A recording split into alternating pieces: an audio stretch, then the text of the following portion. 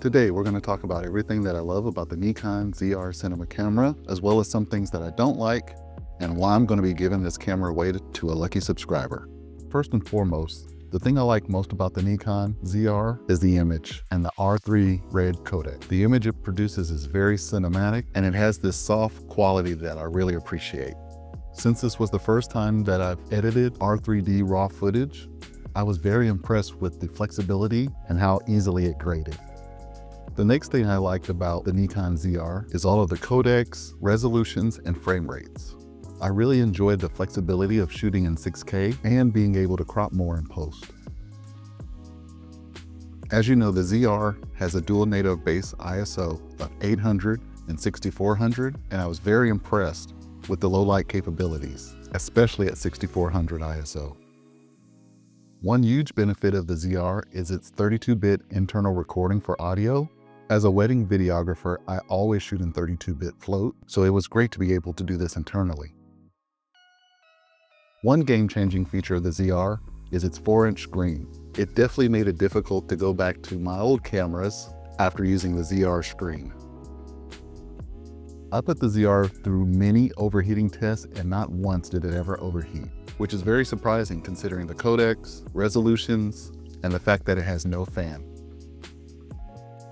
I was super impressed by the autofocus of the ZR, especially for someone coming from Sony. Although I will say, at its default settings, sometimes the autofocus will get frantic, but once I dialed them in, the performance was near flawless. One great thing about the Nikon ZR is its Z-mount. This allowed me to use the Megadap adapter to utilize all of my E-mount lenses, where 95% of them perform flawlessly. Next, we're going to talk about some of the things that I did not like about the Nikon ZR and why I'm going to be giving this camera away.